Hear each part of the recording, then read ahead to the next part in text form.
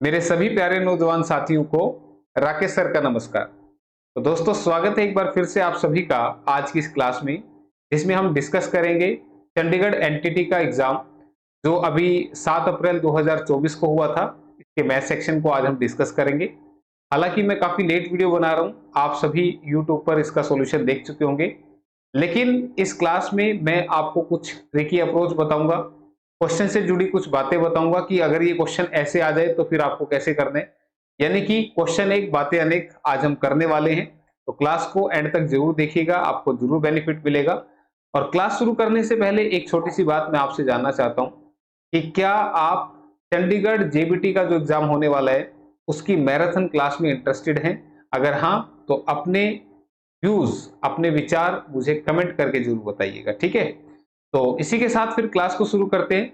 और अगर आपके पास चंडीगढ़ एनटीटी का जो पेपर है वो नहीं है, तो आप मेरे टेलीग्राम ग्रुप को ज्वाइन कर सकते हैं। उसका लिंक भी आपको इस वीडियो के नीचे मिल जाएगा, ठीक है। तो वहां से आप डाउनलोड कर लीजिएगा। तो फर्स्ट क्वेश्चन आपके सामने स्क्रीन पर आ चुका है। क्वेश्चन है कि 1056 में कौन सी न्यूनतम संख्या जोड़ी जानी चाहिए ताकि योग 23 से पूर्णतः विभाज्य हो जाए। What least number must be added to 1056 so that the sum is completely divisible by 23। तो ये जो क्वेश्चन यहाँ पर आया है, इस क्वेश्चन में दो तरह से पूछा जा सकता है क्वेश्चन को, क्या घटाया जाए या क्या जोड़ा जाए, ठीक है। तो दो तरीके हैं। तो इसके लिए आपने करना क्या है, बिल्कुल आसान सा एक तरीका है। 1056 जो भी आपका नंबर दिया रहे उसको उठा के इस 23 से डिवाइड कर दे, ठीक है। 23 से डिवाइड करना आपने, ठीक है। तो कितने में चलेगा? 23 4 पे चल रहा है, 4 तिये 12, 4 दूनी 8 और 1 9, 23 के 92। तो ये कितना बच गया? 13 बच गया, ठीक है। ऊपर से उतार ले 6। अब फिर से चलाएं, 23 पंजे पे चल रहा है, 5 तिये 15, 5 दूनी 10 और 11, कितना बचेगा? 21, ठीक है। तो ये जो रिमाइंडर यहां पर बच रहा है, जिसे आप क्या बोलते हैं? रिमाइंडर यानी कि शेष। रिमाइंडर यानी कि शेष। अगर आपसे पूछे कि 1056 में से क्या घटाया जाए, तो आपने आंसर क्या करना है? 21 करना है, ठीक है। क्या सब्ट्रैक्ट करें तो आंसर कितना करना है? 21। तुम खुद सोच के देखो, अगर इसमें ये 21 ना होता तो फिर तो ये पूरा पूरा यहां कट जाता, रिमाइंडर बचता ही नहीं, ठीक है। तो इसलिए अगर घटाए जाने की पूछे तो आपने आंसर करना है 21। लेकिन क्वेश्चन में पूछा है क्या जोड़ा जाए, तो इन दोनों का जो डिफरेंस है, इन दोनों का जो डिफरेंस यानी कि अंतर है, 23 और 21 में कितना अंतर है? 2 का। तो ये आप इसमें ऐड कर देंगे, जोड़ा जाए, ठीक है। तो अगर मैं 1056 में 2 ऐड कर दूंगा तो भी ये नंबर 23 से पूरा पूरा डिवाइड हो जाएगा। क्लियर है? ठीक है, बात समझ में आ रही है? क्योंकि यहां से क्या है, 1056 जो है वो पूरा पूरा 23 से डिवाइड नहीं होता। या तो इसमें से 21 माइनस कर दिया जाए, जो नंबर आएगा वो कटेगा, या इसमें जो 2 ऐड करके नंबर आएगा वो पूरा पूरा कटेगा, ठीक है ना भाई। इससे पीछे वाला और इससे आगे वाला नंबर जो है वो 23 से कट रहा है, तो पीछे वाले के लिए माइनस करते हैं और अगले वाले के लिए ये प्लस करते हैं, ठीक है। तो आंसर आपने क्या करके आना है? 2, ठीक है। तो आंसर ऑप्शन नंबर ए बन जाएगा। क्लियर है? बात आई समझ में? तो इसी के साथ फिर चलते हैं नेक्स्ट क्वेश्चन की तरफ। सेकेंड क्वेश्चन,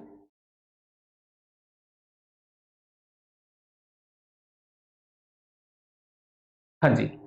ए एक काम को 24 दिनों में, बी 36 दिनों में और सी 48 दिनों में पूरा कर सकता है।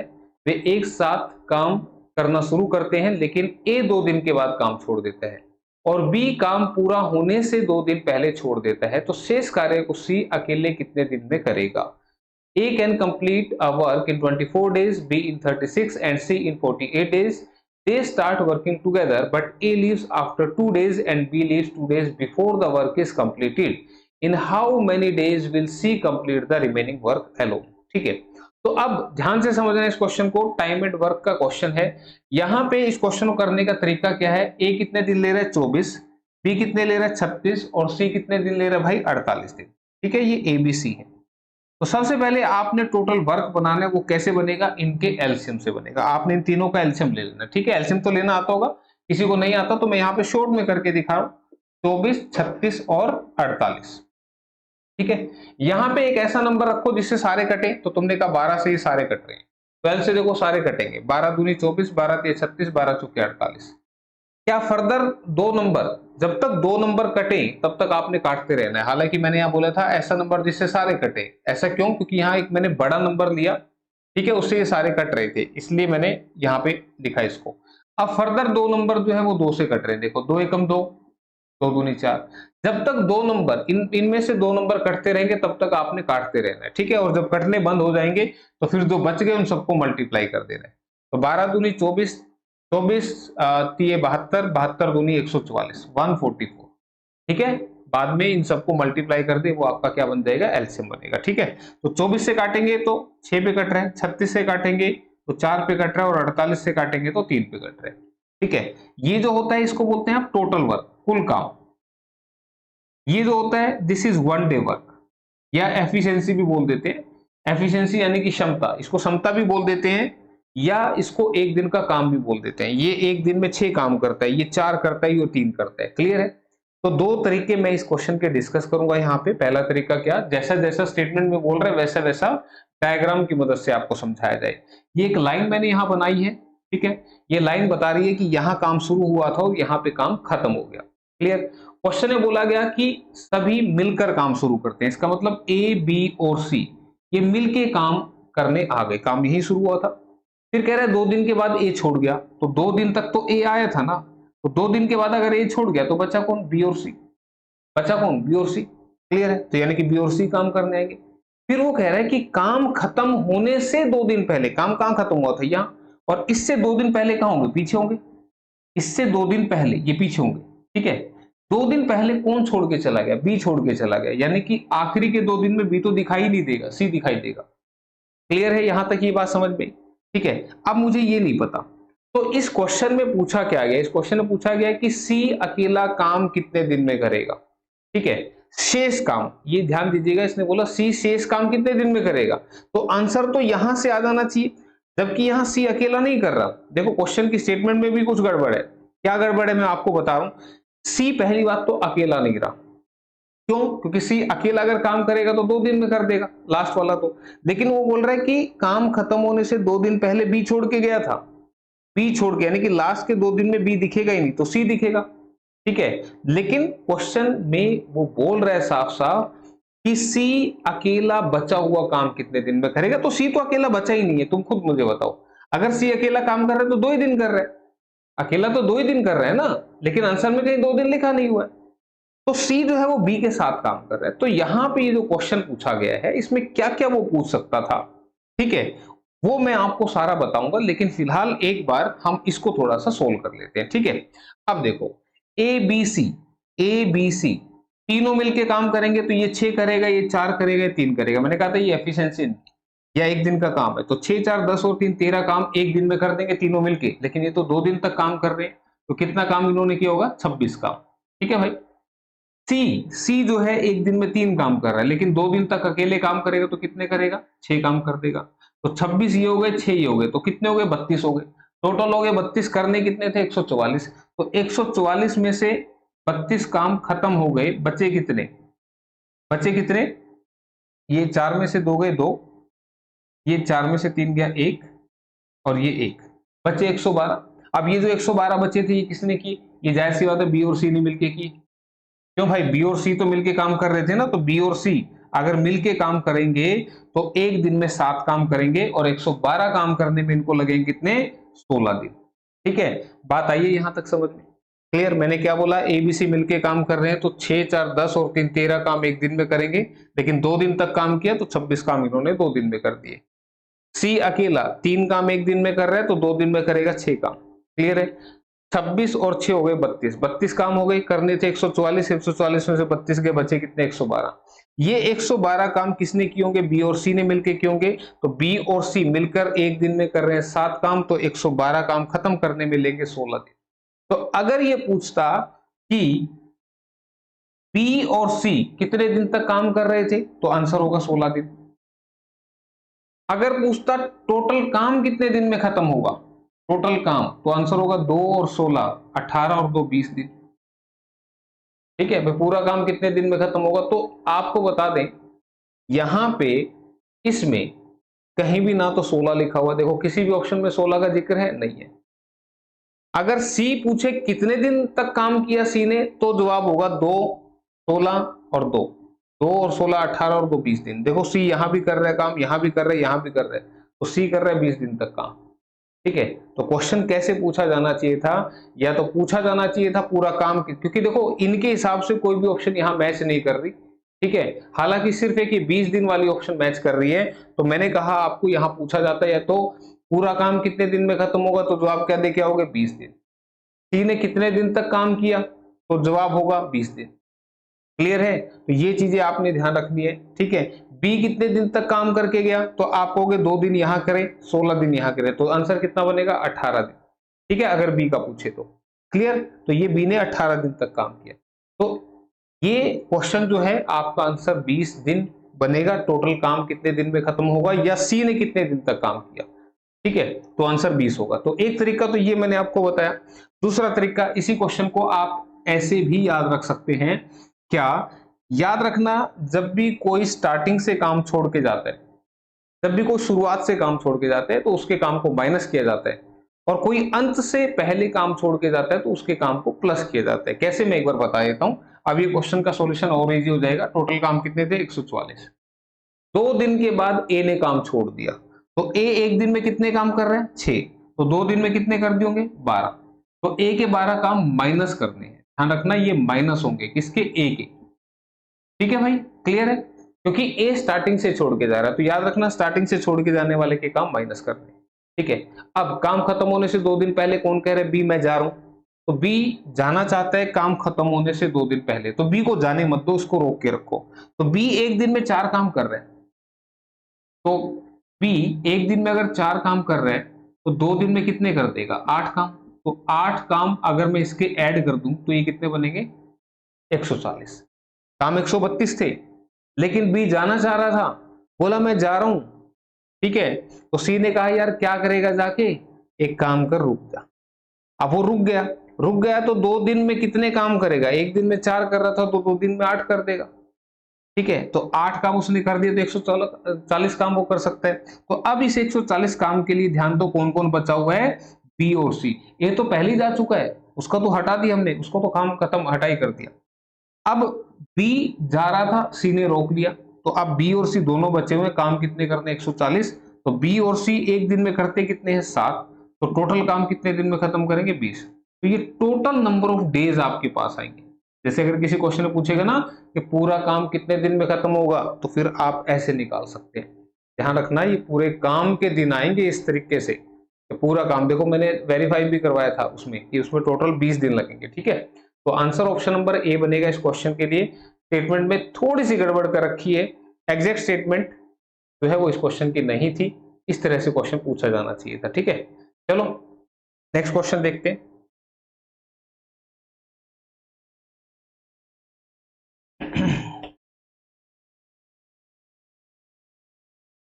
एक कार एक निश्चित गति से 240 किलोमीटर चलती है।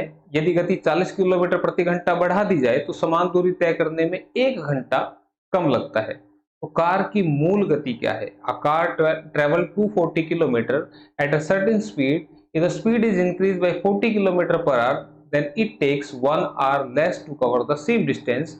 What is the original speed of the car. अब देखो भाई, ये वाला क्वेश्चन अगर आ जाए ना, तो इसके लिए कोई मैथमेटिक्स सीखने की जरूरत नहीं है, दिमाग से काम ले रहे हैं। उसने क्या पूछा, कार की ओरिजिनल स्पीड कितनी है। अरे जो ऑप्शन लिखे हैं इन्हीं में से तो कोई होगी ना ओरिजिनल स्पीड। ठीक है, तो आपको यहां पे टाइम निकालना है, समय निकालना है। तो समय क्या होता है, दूरी बटे में चाल, दूरी बटे में चाल। ठीक है, time equal to distance upon में स्पीड। कैसे, अब मुझे बताओ जाना कितना है, दूरी कितनी कवर करनी है 240 किलोमीटर, स्पीड कितनी है हमें तो मालूम ही नहीं। इन्हीं में से कोई एक आंसर आपका बनेगा। अब जाहिर सी बात है 70 तो बनेगा ही नहीं, 70 को तो पहले ही काटा लगा देना है। क्यों क्यों काटा लगाया, क्योंकि 240 70 से कटता ही नहीं है। ठीक है, पूरा पूरा नहीं कटता। अच्छा 60 से कटता है, बिल्कुल कटता है, तो मैं इसमें 60 रखूंगा, मैं पहले ऑप्शन बी का इस्तेमाल करूंगा। ठीक है, तो टाइम कितना मिलेगा मुझे, देखो 4 घंटे। भाई अगर आप 240 किलोमीटर 60 की स्पीड से जाओगे तो आपको 4 घंटे लगेंगे, इसमें कोई रट्टे वाली बात ही नहीं है। फिर वो कह रहा है कि अगर स्पीड 40 बढ़ा दूं तो तुम मुझे बताओ 240, पहले 60 की स्पीड से जा रहे थे, अब 100 की स्पीड से जा रहे हैं। अब 100 की स्पीड से जा रहे हैं तो ये तो पूरा कटा ही नहीं, ये तो 2.4 आर आ रहा है। डिफरेंस तो 1 घंटे का आना चाहिए था दोनों टाइम्स में, इसका मतलब बी ऑप्शन तो आंसर है ही नहीं। ठीक है, और ये जो काम मैं लिख के दिखा रहा हूं, ये लिखने का नहीं है, ये मुंह जुबानी चलना चाहिए। कैसे चलना चाहिए मैं फिर से बता रहा हूं आपको, देखो। ठीक है, ये बात समझ में, किसी को नहीं समझ में आई तो अभी आगे समझ में आ जाएगी। अच्छा देखो, क्या 50 आंसर हो सकते हैं? मैं अगर इसको 50 से काटूंगा तो पूरा पूरा नहीं कटेगा, तो उसके भी चांस कम है। तो बचा कौन सा ऑप्शन? डी बचा। अब डी से देखते हैं। तो मुझे बताओ, 240 किलोमीटर तुम जा रहे हो 80 की स्पीड से, कितने घंटे लगेंगे भाई? 3 घंटे लगेंगे।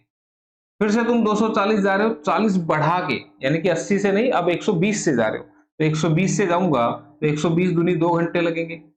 टाइम का डिफरेंस कितना आ गया? 1 घंटा। 1 घंटा जल्दी पहुंच गए ना, तो यही तो कह रहा था वो। तो यही कह रहा था कि अगर स्पीड 40 बढ़ा देंगे तो 1 घंटा कम टाइम लगेगा उसी डिस्टेंस को कवर करने में। तो क्या 1 घंटे का गैप नहीं आ रहा? तो मुझे बताओ, ये जो मैंने लिख के बताया, क्या लिख के देखोगे? नहीं देखना, क्यों? अरे मुंह जुबानी करना ना कैलकुलेट।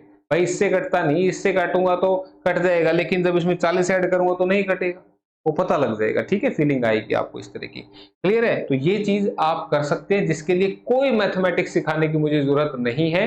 ठीक है, तो मेरे ख्याल से आपको भी क्वेश्चन समझ में आ गया होगा। ठीक है, तो इसी के साथ फिर चलते हैं नेक्स्ट क्वेश्चन की तरफ। नेक्स्ट क्वेश्चन,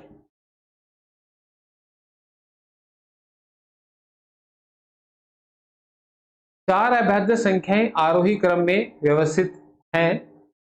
पहले तीन का गुणनफल 385 है और अंतिम तीन का गुणनफल 1001 है। तो सबसे बड़ी अभाज्य संख्या क्या होगी? Four prime numbers are arranged in ascending order. The product of first three is 385 and that of last three is 1001. The largest prime number is. ठीक है, अब पहली बात तो ये जो प्राइम नंबर तीन का प्रोडक्ट दे रखा है, कितना? 385। ठीक है, 385 जो हमें दे रखा है, ये कोई तीन प्राइम नंबर है, लगातार है, ए बी सी, इनका प्रोडक्ट जो है वो 385 है। ठीक है, और जो लास्ट वाले हैं, फिर क्या कह रहा था? And the product of first three is this and that of last three is, फिर हमने ले लिया बी सी डी, ये कितना दे रखा है? 1001। ठीक है, तो आपसे पूछ रहा है कि लार्जेस्ट द नंबर, तो डी आपसे पूछा जा रहा है। तो अब आप देखो, अब ये तीन नंबर का प्रोडक्ट 385 है, तो आपने क्या करना है? प्राइम नंबर उठाने हैं। कौन से होते हैं प्राइम नंबर? 2, 3, 5, 7, 11, 13, 17, ये प्राइम नंबर होते हैं सारे। ठीक है, तो आपने दो उठाने, क्या दो से कट रहे हैं? तो तुम कहोगे नहीं कट रहा भाई, तो दो तो छोड़ दो। अच्छा, क्या तीन से कट रहे हैं? अब तीन से कैसे पता लगता है? इसके डिजिट्स को ऐड करके देख लो। 3 और 8 11, 11 और 5 16, तो 16 तो 3 से नहीं कटता, इसका मतलब 3 से भी नहीं कट रहा। हाँ, 5 से तो भाग के कटेगा भाई। 5 सत्ते 35 और 5 सत्ते 35, 5 सत्ते 35। ठीक है, फिर 5 के बाद 7 से कट रहे, फिर 11 से कट रहे, ये देखो अपने आप मिल गए सारे। यानी कि इसका नंबर 5 है, इसका नंबर 7 है, इसका नंबर 11, और इन तीनों का प्रोडक्ट जो है वो आपका कितना है? 385 है। क्लियर यहां तक बात समझ में? तो भाई लगातार नंबर दे रखे हैं, तो ये 7 है, ये भाई साहब 11 है, और ये भाई साहब 13 है, और यही आपका आंसर है। क्वेश्चन हो गया खत्म। ठीक है, आंसर ऑप्शन नंबर सी। उसने बोला है, देखो ये बनाने की जरूरत नहीं है, मैं क्यों बना रहा हूं? ताकि आप समझे चीजों को। उसने पहले ही बोल दिया कि चार अभाज्य संख्याएं आरोही क्रम में है। आरोही क्रम का होता है बढ़ते क्रम में। ये पहले तीन मिल गए, 5, 7, 11, तो 11 के बाद कौन आएगा? 13 ही आएगा, जायज सी बात है। ठीक है, और फिर भी किसी को अगर लगता है कि नहीं गड़बड़ हो रही है, तो फिर वो मल्टीप्लाई करके देख लो इनकी। 11 सत्ते 77, 77 गुना 13 कर देना, कितना आएगा? 1001 आएगा, देख लेना करके आप। ठीक है, क्लियर है? तो ये आपने इस तरीके से जो है क्वेश्चन का आंसर करना है। क्लियर? तो नेक्स्ट क्वेश्चन देख लेते हैं फिर।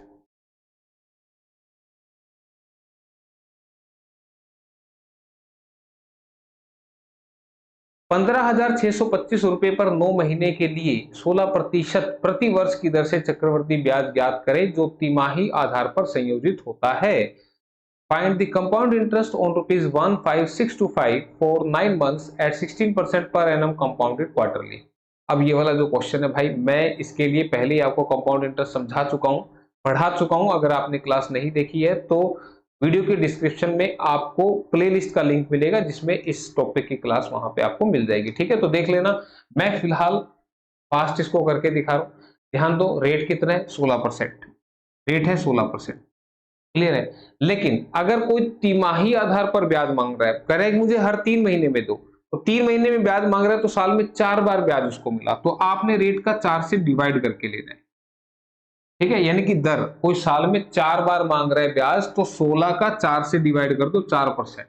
और टाइम का क्या होता है 4 टाइम, तो 9 मंथ का साल बनाओगे 9/12 बनेगा, इसका 4 गुना करोगे तो 4 3 12 3 3 9, तो क्वेश्चन बनेगा कितने का 3 साल का। और किसी को भाई ये नहीं बनाना तो टेंशन नहीं लेनी, सिंपल सा दिमाग लगाना, क्या 9 महीने में कितनी बार ब्याज मिलेगा, तुम खुद दिमाग से सोच के देखो। 3 महीने में एक बार ब्याज मिल रहा है, ओ सॉरी ये 4 है, 3 महीने में एक बार ब्याज मिल रहा है, तो 3 महीने 3 महीने 3 महीने कितनी बार मिला, 3 बार मिला ना, है ना, 3 3 6 3 3 9, 3 बार मिला ना, तो बस ये जो 3 है ये वही वाला लिखा हुआ है। ये 9 महीने के साल बनाए 12, और यहाँ 4 से डिवाइड होता है, यहाँ 4 से मल्टीप्लाई होता है। साल में जितनी बार जो ब्याज मांगेगा उतने तो रेट से डिवाइड करते हैं, उतने टाइम में मल्टीप्लाई करते हैं, बस ये कंसेप्ट है सीधा सा। ठीक है, तो अब हम इसके लिए लगाएंगे 3 साल का क्वेश्चन है तो कौन सा मेथड था 3 3 1, ये 3 3 1 मेथड था। किसी बच्चे को नहीं मालूम तो करना क्या, 3 3 1 के लिए आपका जो भी यहाँ पे प्रिंसिपल है 15,625, इसको आपने लिखना है, और जो भी दर है इससे आपने मल्टीप्लाई कर देना, 4% से आप इसको मल्टीप्लाई कर देंगे। ठीक है, तो मल्टीप्लाई करूंगा तो देखो कितना आएगा, 5 दूनी 10 0, 5 3 15, 5 1 5 दूनी 10, 5 पंजे 25, फिर 4 से 5 पे कटा और 5 से 5 6 के 30, 5 दूनी 10, 5 पंजे 25, कितना बन रहा है 625। 625 कितनी बार लिखना है भाई, 3 बार लिखना है। ठीक है, ये पहले वाला 3 हो गया। ठीक है, क्लियर है। फिर से ये जो 625 आया है इसकी मल्टीप्लाई फिर से रेट से करेंगे 4% से। ठीक है, तो 25 25 625, 25 चौके 100, 4 से उड़ा 4, कितना आया 25। इसको भी आपने फिर से 3 बार लिखना है, लेकिन पहली लाइन को छोड़ के, तो 25 25 और 25। ध्यान रखना नई लाइन नहीं बनानी, एक बार नीचे लिख देना। ठीक है, तो ये दूसरे वाला 3 हो गया। अब जो आंसर आया 25, उसको फिर से आपने 4% से मल्टीप्लाई करना है, तो 25 चौके 100, 4 से उड़ा 4, कितना आया 1, उस 1 को लिखना अपनी लास्ट वाली लाइन में जाके। ठीक है, यही मेथड है 3 3 1। ठीक है, 3 3 और लास्ट वाला। ठीक है, तो ये आपने करना है। तो अब यहां से आपसे पूछ रहा था कि कितना आपको सीआई मिलेगा, तो ये सारा ही आपका चक्रवर्ती ब्याज होता है। ठीक है, तो ये आपने देखना है कितना बनेगा, 625 गुना में 3, 625 गुना में 3, 3 पंजे 15, 3 दूनी 6 7, 3 6 18, 1875 ही हो गए। और 25 दिया 75 और एक 76 रुपए नीचे लिखे हुए, 1951 रुपया। ठीक है, 1951 दिख रहे हैं कहीं, ऑप्शन नंबर सी में दिख रहे हैं 1951। ठीक है, कैलकुलेशन ध्यान से कर लेना। ठीक है, 625 3 बार था इसलिए मैंने 3 से मल्टीप्लाई करके यहाँ पे लिख दिया। ठीक है, 1875, और ये 25 25 25 75 और एक ये 76, तो 76 ये वाला है, कभी सोचो ये कहां से लिख दिया सर ने।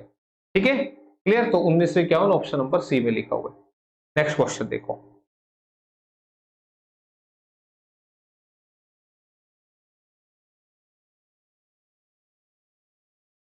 1500 रुपए की राशि 10% प्रति वर्ष की वार्षिक चक्रवृद्धि ब्याज ब्याज दर पर निवेश की जाती है, 2 वर्ष बाद कुल राशि क्या होगी।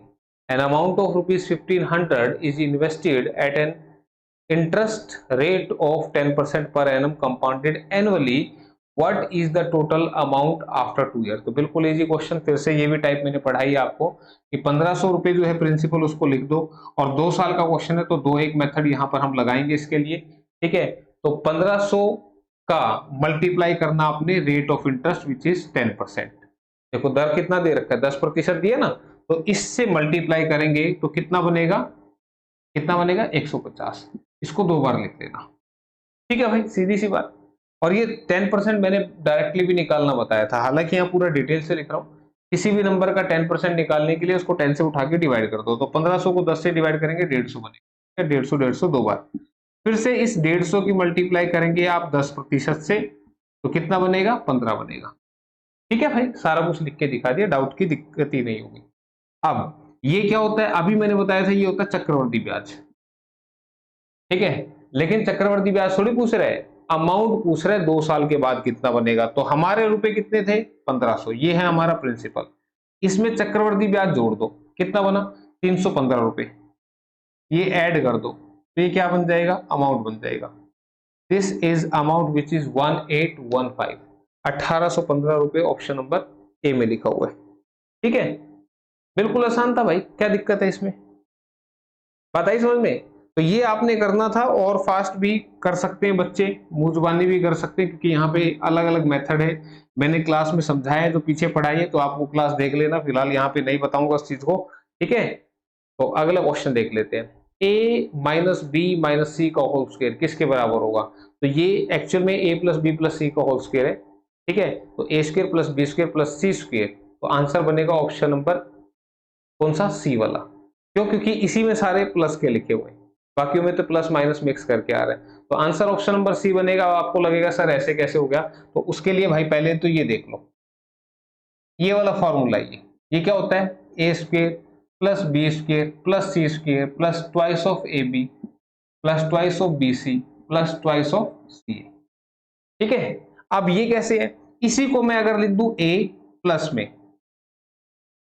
में इसको अगर मैं ऐसे लिख के दिखा दूं तो फिर से देखो, a प्लस ये पूरा ही b है प्लस ये पूरा ही c है। क्यों भाई, लिख सकता हूं ना, प्लस माइनस मल्टीप्लाई करके माइनस ही तो बनेगा। ये जो क्वेश्चन हमारा दे रखा है ये क्या था, a माइनस बी माइनस सी का होल स्क्वायर, ये वाला था ना, इसी को मैंने मोल्ड करके ऐसे लिख दिया, बात तो वही है। तो अब देखो तुम क्या लिखोगे, a का स्क्वायर प्लस में b, ये पूरा b है ना, b का स्क्वायर प्लस में c का स्क्वायर प्लस में ट्वाइस ऑफ ए बी, तो a कितना है, ये है, b कितना है, ये वाला है, a कौन सा है, ये वाला है, b कौन सा है, ये वाला है, ये है ना, प्लस में twice of B C, b कौन सा है, माइनस वाला, और ये है ट्वाइस ऑफ सी ए।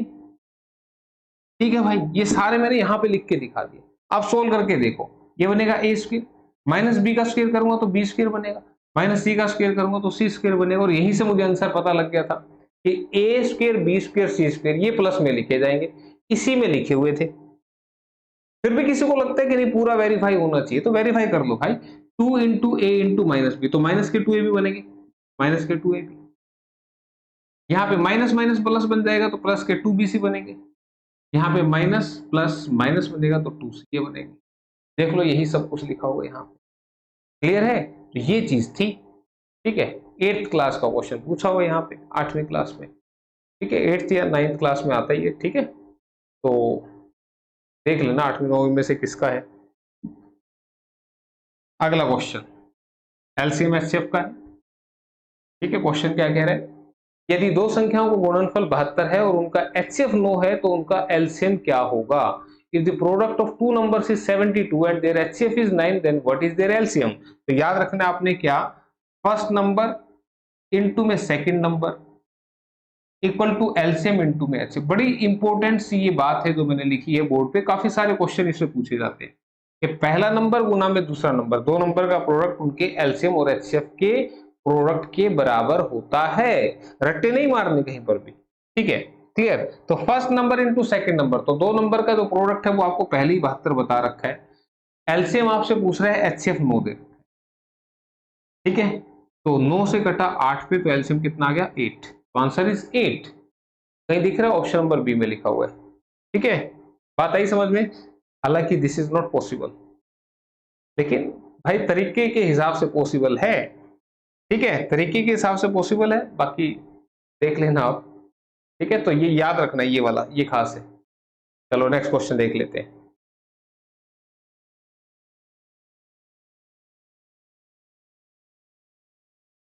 अब आपको लग रहा होगा सर ने ऐसा क्यों बोला, विच इज नॉट पॉसिबल।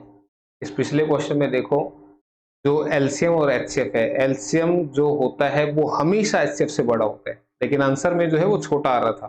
ठीक है, देख लेना कभी भी आप, इसलिए मैंने नॉट पॉसिबल बोला, लेकिन ज्यादा परेशान होने की जरूरत नहीं है, तरीका याद रखना, ये तरीका फॉर्मूला। ठीक है, तो क्वेश्चन क्या कह रहे हैं कि 3 सेंटीमीटर त्रिज्या और 8 सेंटीमीटर ऊंचाई वाले एक सिलेंडर का कुल पृष्ठीय क्षेत्रफल कितना है? What is the total surface area of cylinder with radius 3 centimetre and height 8 centimetre. तो भाई पहले तो सिलेंडर देख लो कौन सा है, ये है सिलेंडर, इसकी हाइट कितनी है, रेडियस कितना है 3।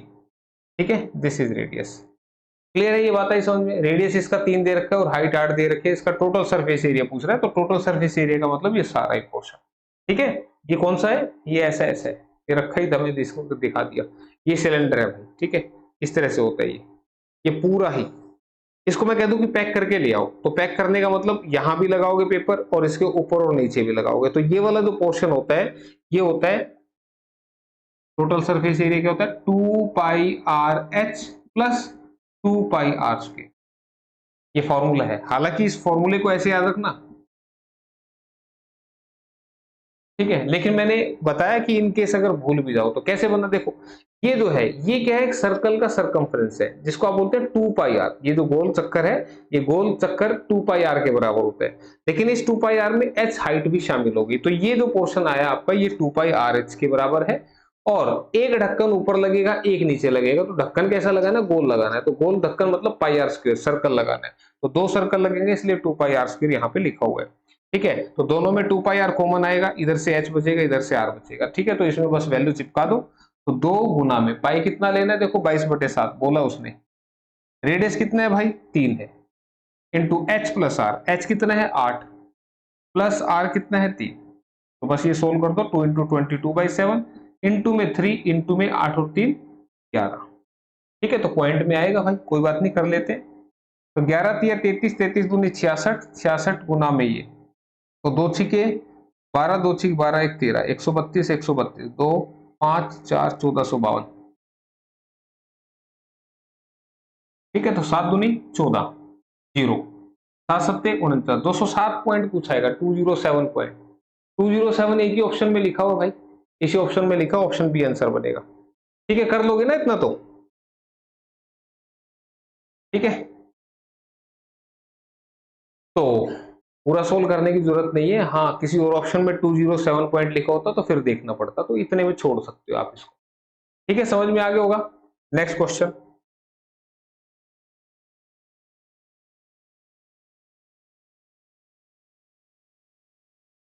.00216 का घनमूल क्या है, द क्यूब रूट ऑफ, 3 बार 0 है भाई, 0.00216 का घनमूल। ये क्वेश्चन ऐसे ना लिख के ऐसे भी लिख सकता था, घबराना मत कभी, बोलो कि उसने घनमूल को क्यूब रूट को ऐसे बोल के बता दिया, तो ये आपको पता होना चाहिए। तो ध्यान रखना, क्यूब रूट में क्या होता है, 3 से एक पेयर बनेगा, 3 से क्या बनेगा, एक पेयर बनेगा, तो 216 का क्यूब निकालते हो, 216 जो है वो 6 के क्यूब के बराबर होता है। ठीक है, 6 की पावर 3 यानी कि 6 की 3 बार मल्टीप्लाई करोगे 216 आएगा, तो 216 का क्यूब रूट कितना आएगा, 6 आएगा, और इससे मिलेगी आपको 0, तो आंसर क्या बन गया, 0.06। बस इतनी सी देर का क्वेश्चन था, ऑप्शन बी आंसर आ गया। ठीक है, यहीं से सोल्व भी नहीं करना था यार किसी को। अब कोई बच्चा कहेगा सर जी ये आपको तो याद है, हमें कैसे। अरे भाई देखो, सभी ऑप्शन में 6 6 6 6 लिखा हुआ है, 6 का तो रोल ही नहीं है। रोल किसका है कि अगर क्यूब रूट है तो डेसिमल के बाद अगर 6 डिजिट दे रखे हैं तो 3 3 के पेयर बनेंगे, ये ध्यान रखना बस। ठीक है, क्यूब रूट में, स्क्वायर रूट में 2 2 के पेयर बनते हैं। ठीक है, क्लियर है, तो आंसर डेसिमल के बाद 2 डिजिट का बनेगा आपका। अगला क्वेश्चन,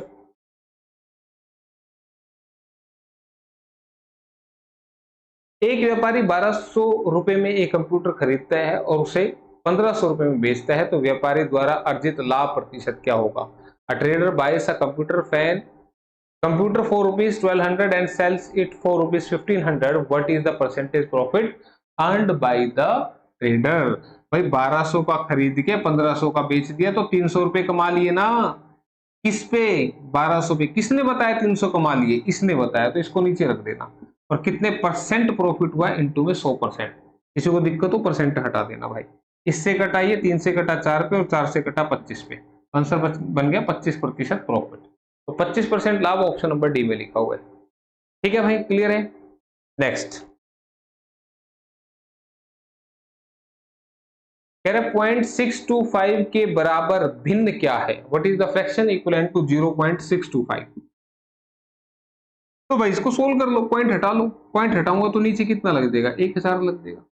ठीक है, 25 25 625, 25 चौके 100, 0 5 पंजे 25, 5 अट्ठे 40, 5/8 भाई, कट पिटा के 5/8 बना।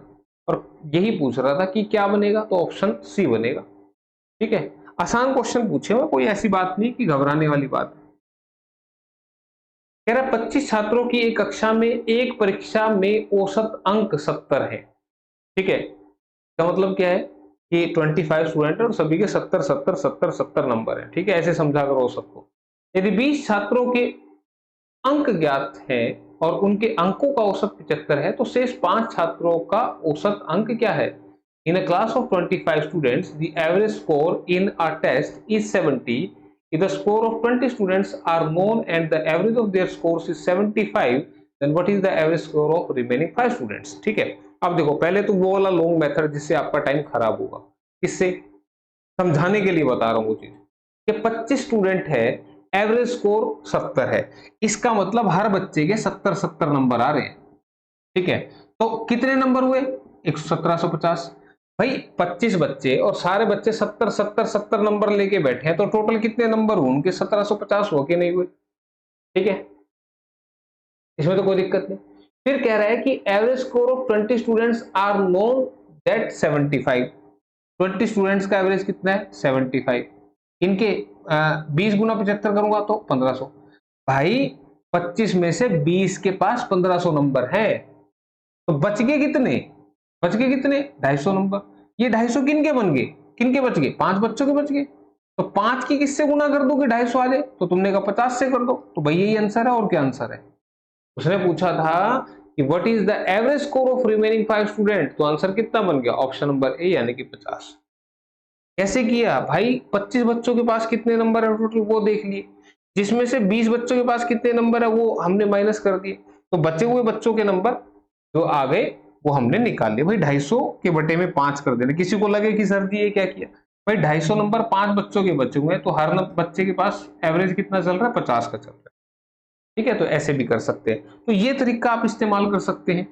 या क्या क्या कर सकते हैं? आप देखो यहाँ पे 25 स्टूडेंट्स का एवरेज, ये स्टूडेंट्स है, इनका जो एवरेज है वो कितना है? 70। इनका एवरेज कितना है? 70। क्लियर है? फिर कह रहा है 20 स्टूडेंट का जो एवरेज है वो कितना है? 75। ठीक है, अब बचे हुए 5 का कितना? अब देखो 25 स्टूडेंट की एवरेज 70 चल रही है, तो फिर सभी के पास 70 70 70 होने चाहिए थे। ये बात समझ में आई कि नहीं आई?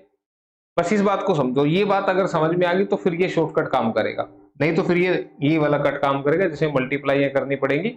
हालांकि यहाँ पर मल्टीप्लाई आसान थी, दिक्कत नहीं थी, लेकिन कई बार डिजिट ऐसे दे देते हैं जिससे मल्टीप्लाई में टाइम लगता है। ठीक है, तो अब यहाँ पे आप देखो, यहाँ पे 25 बच्चों का एवरेज 70 है, यानी कि सबके पास 70 70 70 होने चाहिए।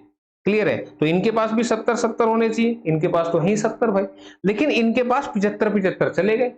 तो मुझे एक बात बताओ, 75 चले गए तो कितने फालतू चले गए? 5 फालतू चले गए। ध्यान दो, यहां पर कितने फालतू चले गए? 5 फालतू चले गए।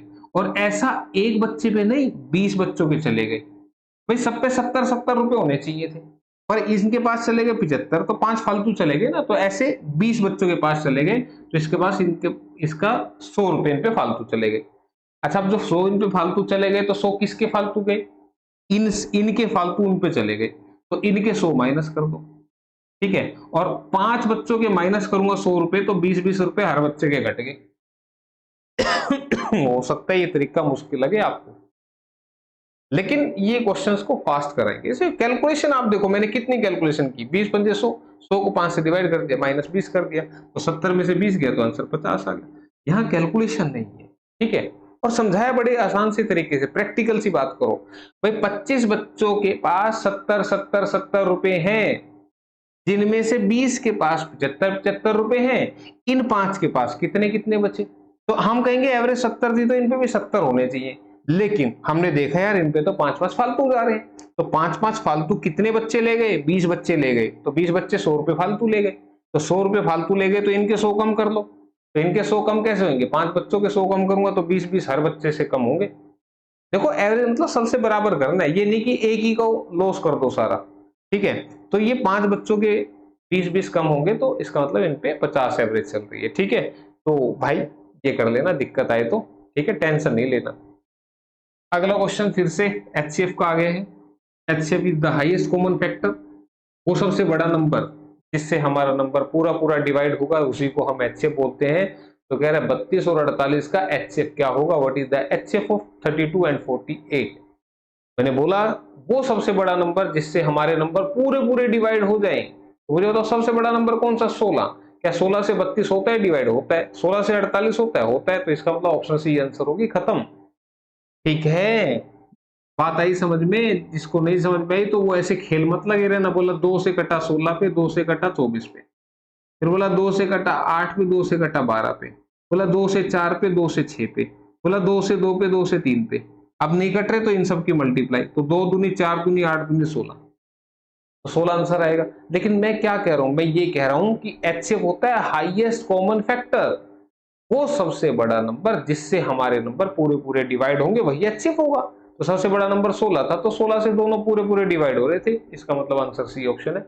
हाँ, अगर 16 से ना होते तो फिर मैं 12 से चेक करता, उससे ना होता फिर मैं 8 से चेक करता, फिर 4 से। ठीक है, तो हाईएस्ट नंबर से चेक करना है। चलो नेक्स्ट क्वेश्चन देख लेते हैं। दो संख्याओं का एलसीएम उनके एचसीएफ का 12 गुना है। एचसीएफ और एलसीएम का योग 403 है। यदि एक संख्या 93 है तो दूसरी संख्या ज्ञात कीजिए। ध्यान दो, मैंने कुछ देर पहले एक वो बताया था, पहला नंबर इंटू में second number equal to LCM into में एचसीएफ, तो वो वाले मेथड का यूज करेंगे इसमें। ठीक है, the LCM of two numbers is 12 times of their HCF, the sum of HCF and LCM is 403, one number is 93, then find the other. ठीक है, तो कैसे? पढ़ो और लिखते चलो।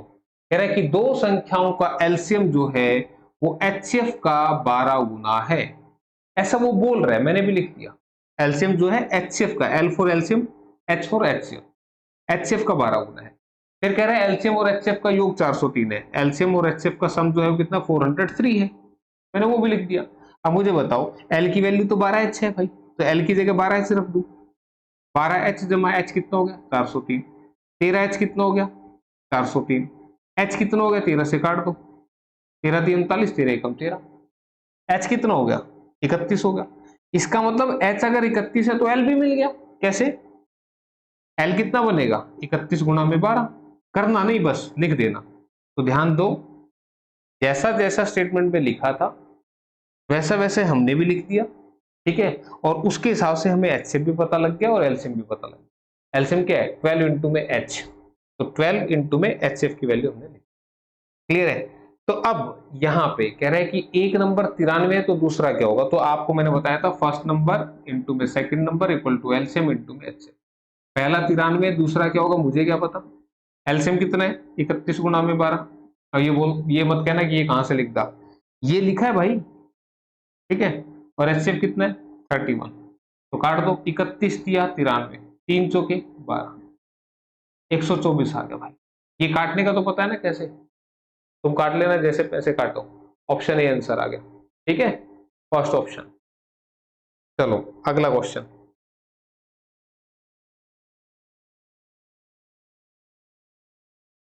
दो अंकों वाली संख्या और अंकों को आपस में बदलने से बनी संख्या का अंतर हमेशा विभाज्य होगा।